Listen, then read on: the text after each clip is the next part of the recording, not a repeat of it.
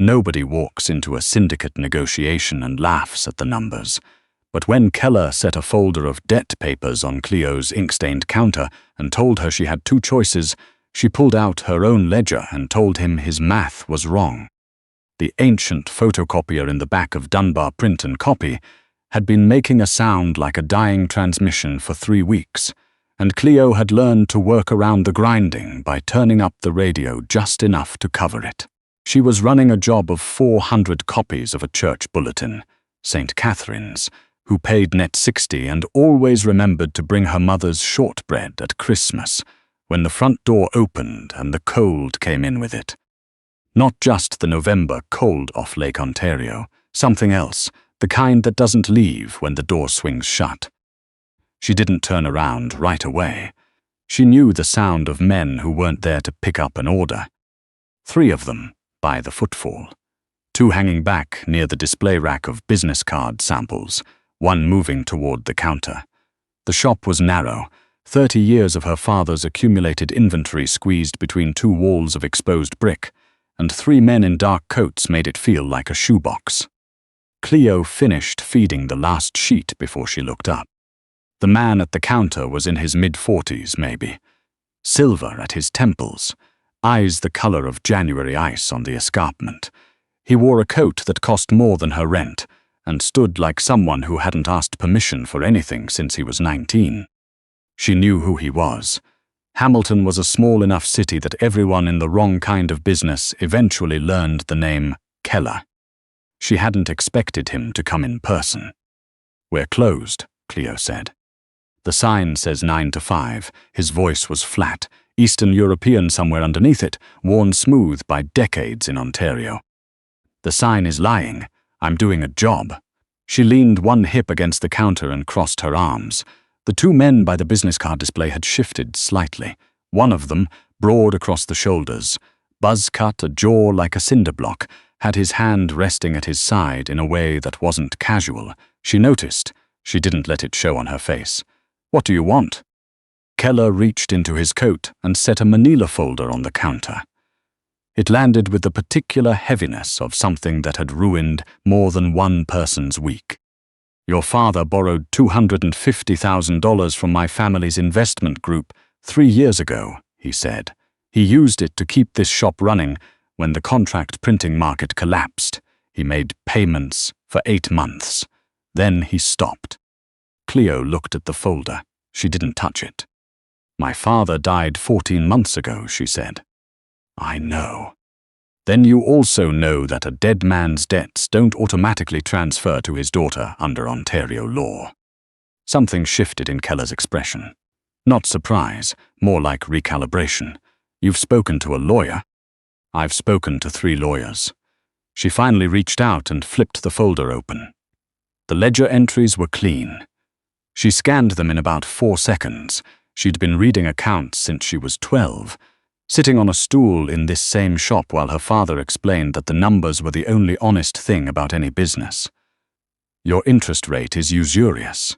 The original principal plus legal interest as defined by the criminal code brings the total to $193,000, not the $260 you've written here."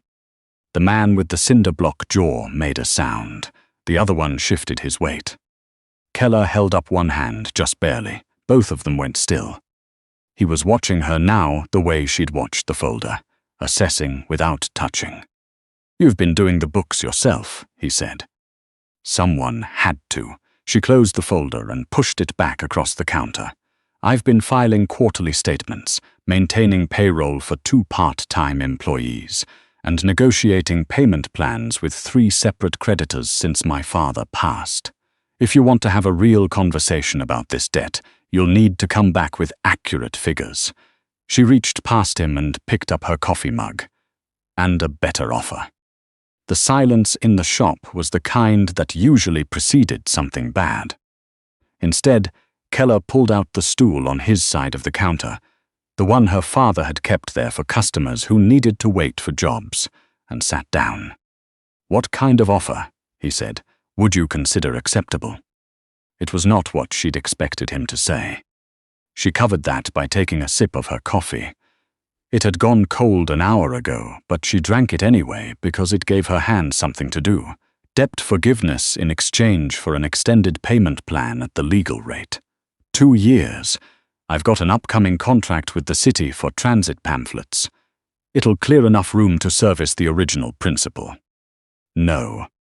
Then we're done here. I have a different proposal. He folded his hands on the counter. His knuckles had old scars across them, the kind that don't come from office work. I need a wife. Cleo put the mug down. The sound it made on the laminate counter was very loud in the silence. I beg your pardon, she said. My operations in the Toronto corridor are expanding. The families I'm negotiating with, old money, old names, the kind that still holds fundraiser dinners in Forest Hill, won't deal with a man who has no household. It reads as unstable, as someone who has no stake beyond money. He looked at her steadily. I need someone who can sit across a dinner table from a senator's wife and not blink. Someone who understands the difference between a balance sheet and a theater prop. Someone who cannot be bought with the usual currency, because the usual currency is exactly what the other side will try. You came to a print shop in downtown Hamilton to find that person. I came to a print shop in downtown Hamilton because I've been watching it for 2 months. There was no apology in the statement, just fact. You fought off 2 creditors this year without a lawyer. You renegotiated a paper supplier contract down 15% by citing market index data. You kept this place running on margins that would have made most operators walk away because it was your father's, and you don't leave things behind. He reached into his pocket and set a small jewelry box on the counter. Dark velvet. He didn't open it. In exchange, the debt disappears. This building's mortgage, which my associate purchased from your bank in September, becomes yours outright. You attend 6 events a year, possibly 8. You maintain the public appearance. And you continue running this shop because I have no interest in your daily life. The photocopier in the back let out its dying transmission groan. Cleo looked at the jewelry box. Then she looked at the 2 men by the display rack, who were very carefully not looking at her. Then she looked back at Keller. Your associate purchased my mortgage, she repeated. In September. Without informing me. It was a legal transaction. It was a threat dressed up in paperwork. She felt the anger arrive, clean and clarifying, like a window opening in a room that had been sealed too long. You watched me for 2 months. You bought my building out from under me. And now you've come in here with 3 men and a ring box. To tell me my choices are to marry you or lose everything. And you're framing it as a proposal. She shook her head slowly. You don't want a partner, Keller. You want leverage with a face. Cleo. That's Ms. Dunbar. She picked up the jewelry box and set it back on his side of the counter. The small click of velvet on laminate was very deliberate. I've been running the numbers on this shop for 14 months, without help, and without anyone offering me a single thing that wasn't conditional. I know what a transaction looks like. I know what a trap looks like. And I know what it means when a man shows up with an audience to make sure you don't say no. She looked past him at the 2 men, who were now actively staring. The answer is no, to the ring, to the arrangement, to all of it. You can keep the mortgage, you can take the building, but you're not buying me with a folder full of numbers I didn't agree to. She picked up her coffee mug again. Now, get out of my shop. Nobody moved for a long moment. The man with the cinder-block jaw had his hand inside his jacket now. The younger one was watching Keller, with a look that expected blood. Keller sat very still on the stool. Then he reached out and picked up the manila folder. He opened it to the page with the interest calculations. He looked at it for a moment. Then he pulled a pen from his breast pocket, crossed out the figure and wrote a new one beside it. He turned it to face her. It was her number, 193,000. Your calculation is correct, he said. I brought bad figures. He capped the pen. Colt Parrish. He said the names without turning around. Go wait outside. Colt made a sound that was approximately a protest. Outside, Keller said again. Same volume, same tone, the kind of quiet that doesn't need to raise itself. The bell above the door rang twice. The shop was suddenly much larger. Keller looked at her across the counter. The overhead fluorescence made him look tired in a way the cold authority hadn't. There were lines around his eyes that weren't from age alone. "Show me your books," he said. "Why?" "Because you said you have a city contract coming, and because your number is right and mine was wrong, and I don't like operating on wrong numbers." He set the folder down between them. "I'm not going anywhere tonight, Miss Dunbar. I have nowhere particular to be, and I suspect neither do you, or you wouldn't still be running jobs at 6:30. Cleo looked at him for a long moment. She went to the back room and got the binder. It wasn't a gesture of trust, it was a test. She dropped the accounts binder on the counter the way you drop a gauntlet, and she watched his face as he opened it. He read accounts the way she did, fast, with the kind of attention that caught discrepancies on the first pass. She watched him turn pages and didn't say anything for 10 minutes. "Your paper supplier is shorting you," he said finally. "The invoice weights don't match the delivery records. You're paying for £60 stock and receiving 55. She'd suspected. She hadn't had time to confirm by how much. 12% over the past 8 months. On the volume you're running, that's. He did it in his head. So did she. They arrived at the same number within half a second of each other, and both of them knew it. He looked up at her. "Who taught you to read accounts?" he asked. "My father. He said if you could read the numbers, nobody could lie to you about money." She took the binder back and turned to the supplier invoices. He was mostly right. Mostly. He borrowed $250,000 from organized crime. Something crossed Keller's face that wasn't amusement, but wasn't entirely not. Fair point. They worked through the binder for 2 hours. It wasn't friendly, exactly. It was careful. She caught him in 2 assumptions and he caught her in 1 formatting error that had been quietly compounding for 6 months. He didn't say anything when he found it. He just turned the binder to show her. She fixed it in silence and turned it back. At 9 o'clock, the photocopier in the back finally gave up entirely and made a sound like a small engine dying. Cleo put down her pen and went to look at it with a flashlight, and when she came back, Keller had his sleeves rolled up and was reading the transit contract bid she'd been preparing. She stopped in the doorway. He didn't look like the man who'd walked in with 2 enforcers and a jewelry box. He looked like someone who'd been at a desk for a very long time and had forgotten to put the armor back on. "The transit contract will clear the legal principal in 20 months at your current margins," he said, not looking up. "Closer to 16 if you get the paper supplier issue corrected and redirect that 12% back into operations." "I know." "So you have a plan." "I've had a plan for 14 months. She went back to her side of the counter and sat on her own stool. "I didn't need a ring. I needed time." Keller set the contract down and looked at her directly. "Why did your father come to us?" There were other options. She'd asked herself that so many times the question had worn grooves. Because the bank said no. Because the government programs took too long.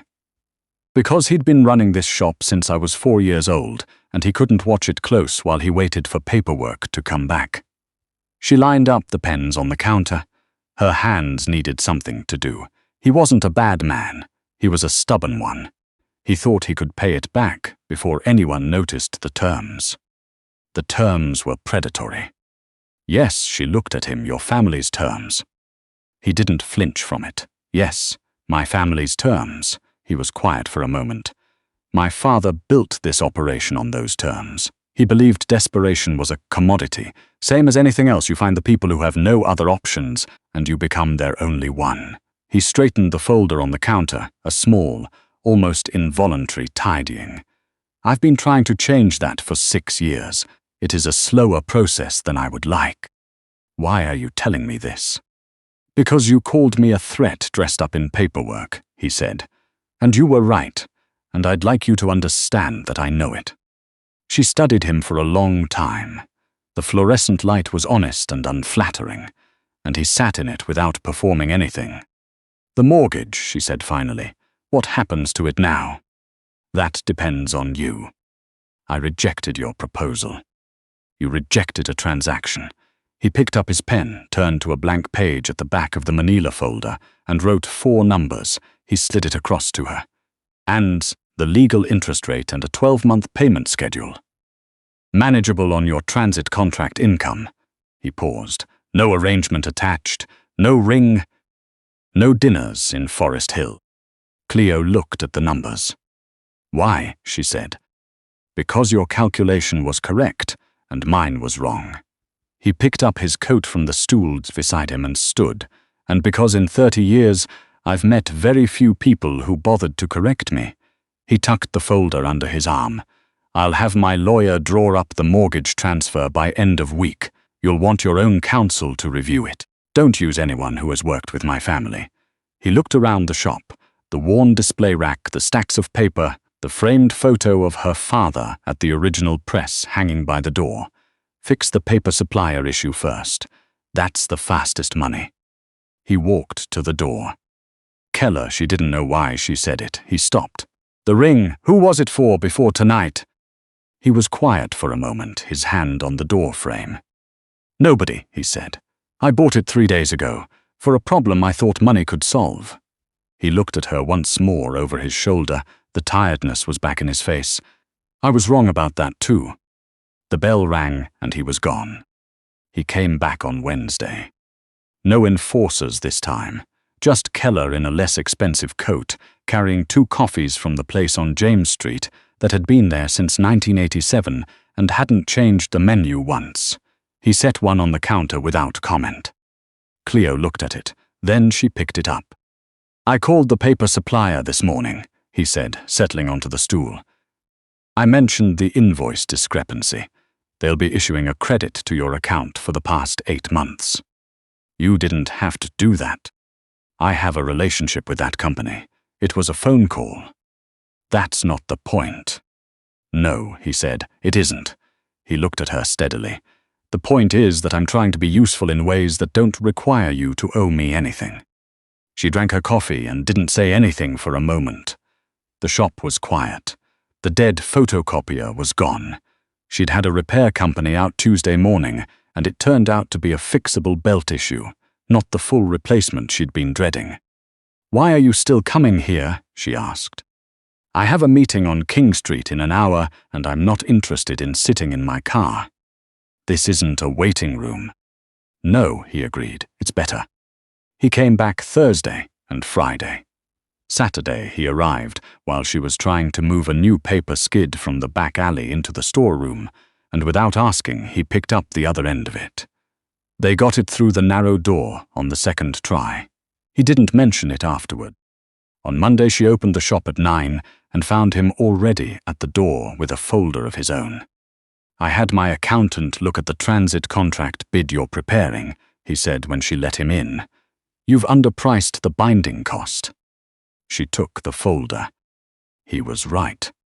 They worked through the correction together at the counter, and she didn't ask why he was spending a Monday morning in a downtown print shop when he presumably had an empire to run. It was the following Thursday when everything shifted. She was in the back, running the corrected transit bid samples, when the front door opened without the bell. Someone had held it from outside. She recognized the absence of sound the way she'd learned to recognize threat. She came out from the back to find 2 men in the shop who were not Keller. Younger, cheaper coats, the energy of people who were trying to look dangerous rather than simply being it. The taller one had knocked a display of business cards off the rack. Deliberately, she understood, by the way he was watching her face when she noticed. "Heard Keller's been keeping his bookkeeper company," the tall one said. "Thought we'd come say hello." "The shop is closed for a private job," Cleo said. Her voice came out even. She was aware of the counter between them and the distance to the back door, and the weight of the wrench she'd left on the workbench after adjusting the paper feeder. "We're not here to print anything, sweetheart." "Don't call me that." The second man had moved along the wall toward the back room. Cutting off the exit, She'd noted it 3 seconds before he finished doing it, which meant she'd already shifted her weight toward the counter and her hand was moving for the phone. The tall man's hand came down flat on the counter, hard enough to rattle the pen holder. "You tell Keller that Marchand sends his regards, and that the King Street corridor." "The King Street corridor," said a voice from the front door, "is not a subject you're qualified to negotiate." Keller stood in the doorway. He wasn't wearing his coat. He'd come from somewhere close, quickly. Behind him, Colt filled the frame like a piece of architecture. The tall man turned, his confidence recalculated visibly. "Keller, we were just leaving." Keller stepped into the shop. "You walked into a civilian business on a Thursday afternoon to deliver a message that could have been a phone call. That tells me Marchand doesn't want a conversation. He wants a reaction." He stopped 6 feet from the tall man and looked at him the way you look at a problem you've already solved, but find mildly tedious. "Colt." The man by the back room door, Parrish, suddenly found Colt standing beside him. "I'm going to give you 60 seconds to walk out of this shop," Keller said. "After that, the option to walk is no longer available. Choose." They chose. The door closed. Cleo became aware that she was still holding the phone handset. She set it down. Keller turned to look at her. The cold authority was still there, but something underneath it had shifted slightly, like a building settling after a shock. "Are you hurt?" he said. No. She looked at him more carefully. There was a tear in his sleeve, low on the left arm. A dark stain spreading through the fabric. "You are." He looked down at it with the expression of someone who has only just noticed a noise they've been ignoring. "It's minor. It's bleeding through your shirt. Sit down." "Cleo." "Sit down." He sat on the stool. She got the first aid kit from under the counter and pushed his sleeve up. It was a clean cut, not deep enough for stitches, but deep enough to need proper pressure and closure strips. She'd done worse in this shop, honestly. A paper cutter incident 3 years ago had been significantly more dramatic. "What happened?" she said, working. "There was an altercation in the parking structure on the way here." Marchand had other people waiting. He watched her hands. Colt dealt with it. And the people. Gone. She pressed a gauze pad firmly over the cut. He didn't move. "This is going to scar if you don't keep it clean." "I have others." "That's not a reason to be careless with new ones." She pulled the closure strips from their backing and applied them with the efficiency of someone who has done this kind of work before. She could feel him watching her face while she concentrated on his arm. "You're not afraid of this," he said. "I'm afraid of plenty of things." She smoothed the last strip down. "I'm afraid of losing this shop. I'm afraid of not making payroll for Janice and Pedro in December. I'm afraid of the city contract coming back declined and having to start the math over again." She reached for the bandage roll. "I'm not afraid of a cut, and I'm not afraid of you." He was quiet while she wrapped the bandage. "My mother kept the books for 3 different businesses," he said finally. She didn't ask him to continue, and he did anyway. She came to Hamilton in 1989, spoke no English for the first 2 years. She learned it from business documents because that's what she needed to survive. When she was 52, she looked at my father's ledgers and told him he was going to lose everything in 18 months if he didn't change the model. He looked at the wall behind her, the framed photo of her father. He didn't listen. She was right. Cleo secured the bandage and stepped back, and the empire came after she was gone. He looked down at his wrapped arm. "She would have despised what I built. She would have said I got the numbers right and everything else wrong." Was she right about that too? The question sat in the air between them. "Probably," he said. "I've been trying to determine for 6 years which part she was right about." He looked up at her directly, without the usual social slippage people use to avoid being seen. "I came to your shop because I had run out of options that didn't compromise something I wasn't willing to compromise. I told myself it was a transaction. I told myself you were the practical choice for a practical problem. And And then you corrected my interest calculation at 6 in the evening with a cold cup of coffee in your hand. And I drove home and thought about it for 3 days. He paused. The admission seemed to cost him something. I don't have language for what I'm doing. I don't think it's a transaction anymore. Cleo put the first aid kit back under the counter.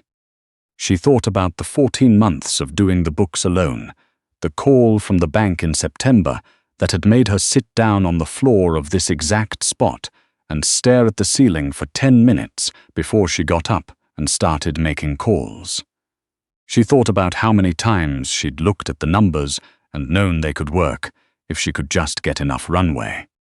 She thought about someone sitting across a counter from her on a Monday morning saying, "You've underpriced the binding cost," and being right.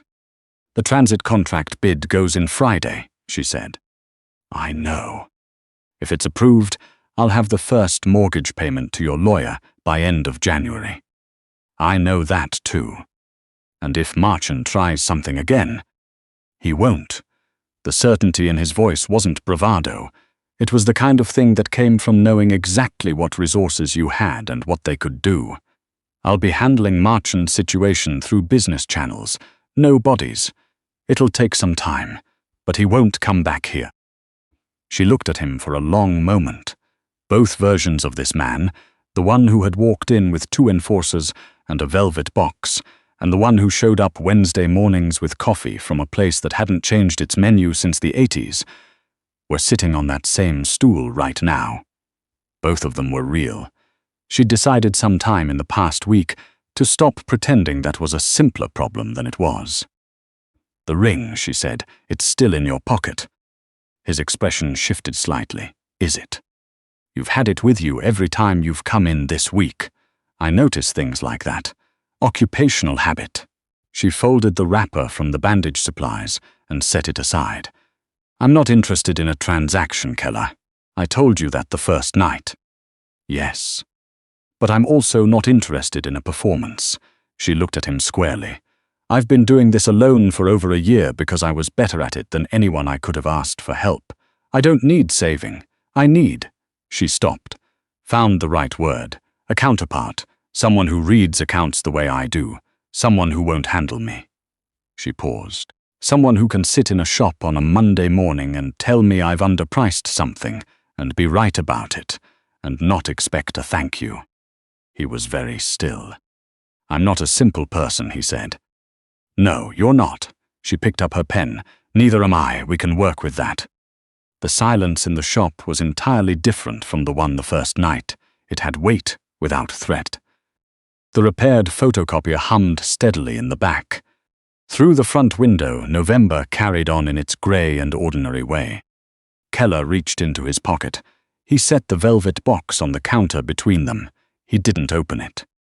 "I don't know how to do this without the framework," he said quietly. "Transaction is the only language I have." "Then we'll build a new one." She looked at the box. "I'm not wearing that in public before the transit contract comes through. I have a professional reputation to maintain." Something shifted in his face, slow and unfamiliar. The particular gravity that comes before someone smiles who doesn't do it often. "That's a reasonable condition," he said. "I have a lot of them." "I'm aware." He picked up his coffee. "You should invoice Marchand for the display rack he knocked over. Business cards appear to retail at 62 cents a unit, and he knocked approximately 40 of them onto the floor." Cleo looked at the scattered cards by the rack. 47, she said. "I'll round up to 50 for the inconvenience."